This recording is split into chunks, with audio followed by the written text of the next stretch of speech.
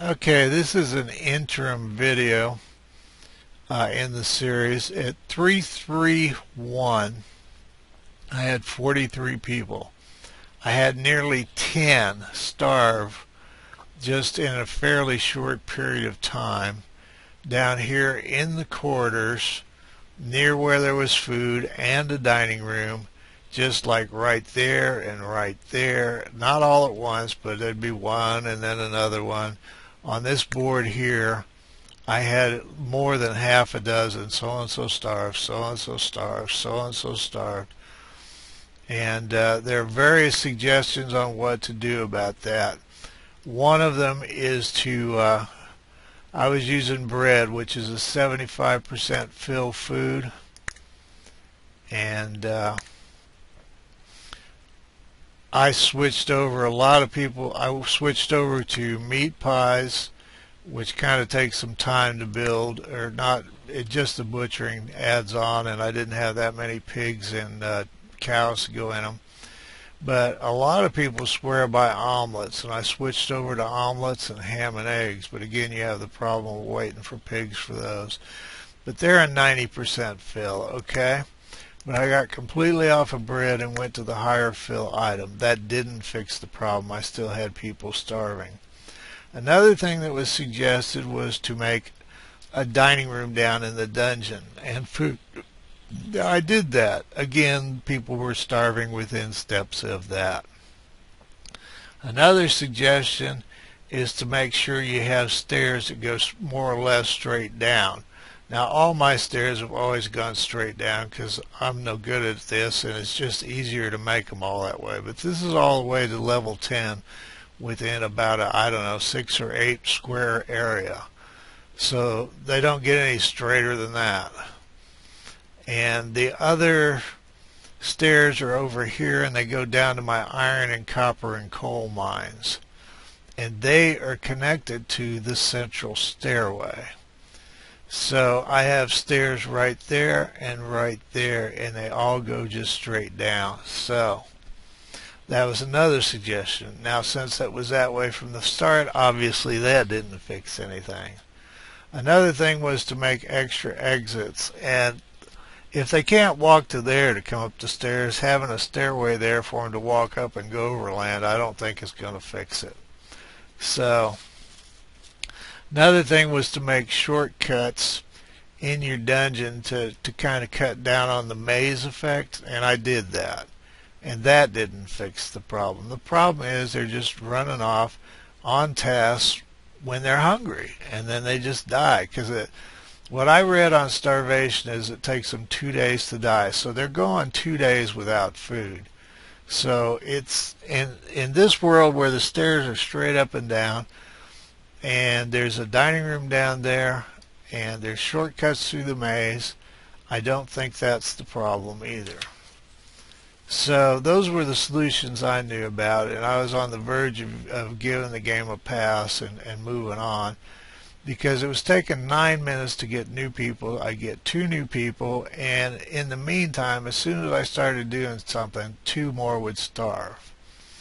And I ran across this system of storage. It's based on having locked doors. That's wood, that's coal, that's stone, that's stone. But by using these, and these are my only stock, not my only, but just about they're my only active stockpiles. There's spiderite, goblinite, hobgoblinite, and I forgot to put the overall doors on this. But if you lock individual doors, you can keep them out of new parts of the dungeon. Like if I had one for whatever the hell is down there in that new one I've got. But say you cracked where the zombies are and you had zombieite and you locked that door, they wouldn't gather zombieite. Or if there were still hobgoblins in that area and spiders and you were getting spiderite and hobgoblinite, you could lock those, and they won't go into the new dungeon to get that until the heroes have a chance to clean it out. If you make some shortcuts down there to help your heroes and get stone down there and lock your stone, they won't go for the stone in the new dungeon. But The other thing, then this was a post by City Builder on the town's forum, and I'll put a link to that up. Hope he doesn't mind. I can't think why he would.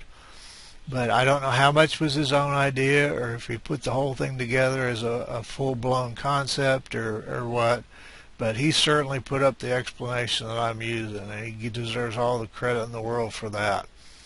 Okay, so it gives you some control over what they're collecting and what they can actually build. Because if you actually are able to collect all your stone or all your wood and you don't have a permanent cut order, you can determine if they're making like my wooden apartment over here.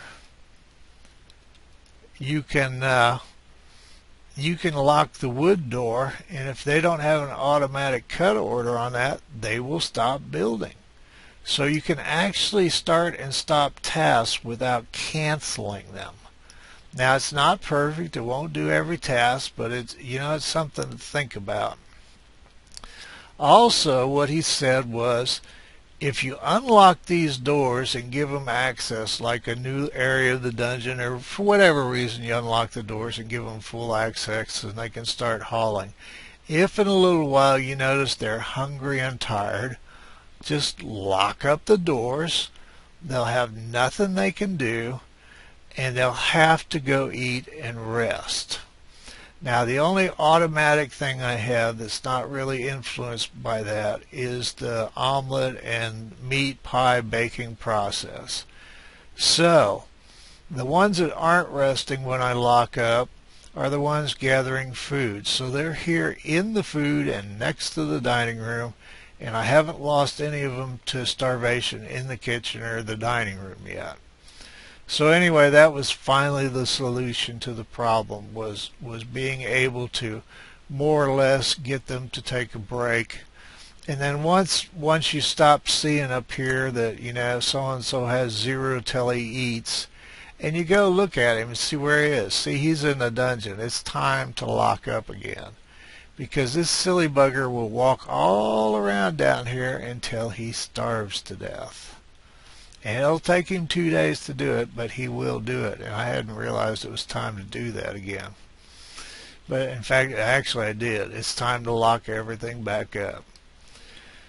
So that's worked so far, and I went from the low 30s. I might have had 33 or 34 people. And like I said, I was getting ready to give it.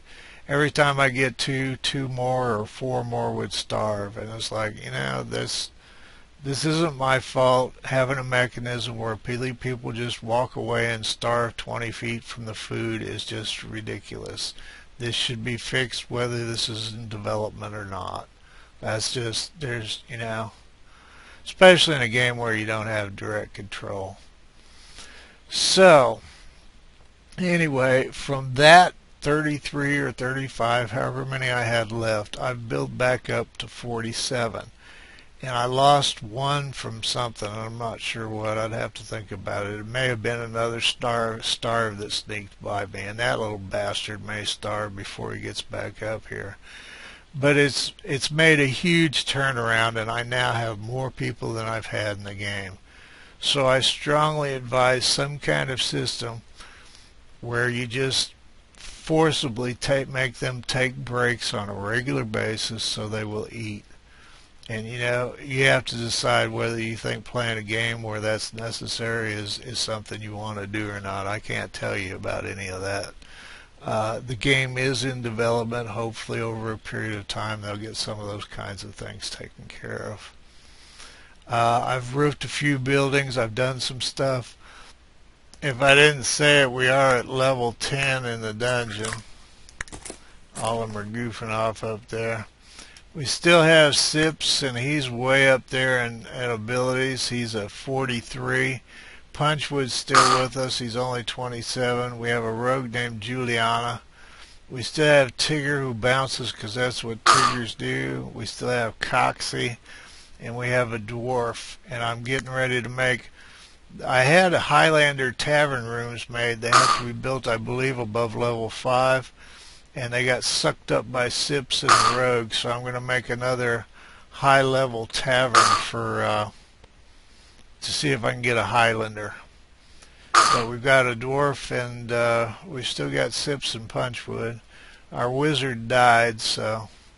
And that's Sips's Sadon Skeleton, where he raises one of your dead Townies to be his helper that is pretty much useless and frequently doesn't even bother to follow him around. But that's what's happening in the dungeons, and I'm trying to take more time to follow it because there's some really nasty stuff once you hit level 10. It gets pretty intense, and that's one reason we've got the guard room. Your heroes really start taking some damage at level 10.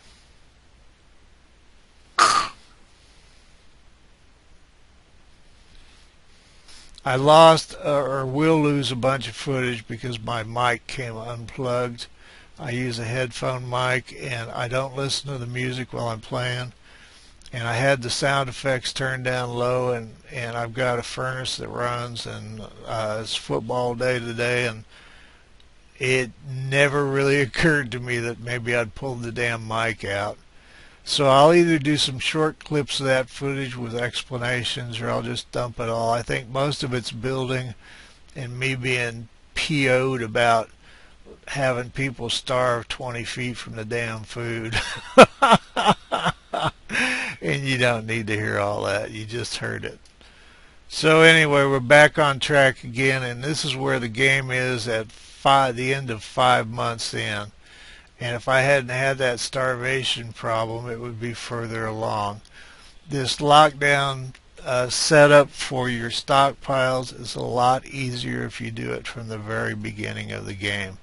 It is much more difficult to set up in mid-stride, but it's a game changer. It is the best single idea that I can think of seeing in the game. It really reorganizes the game and makes sense out of it for you.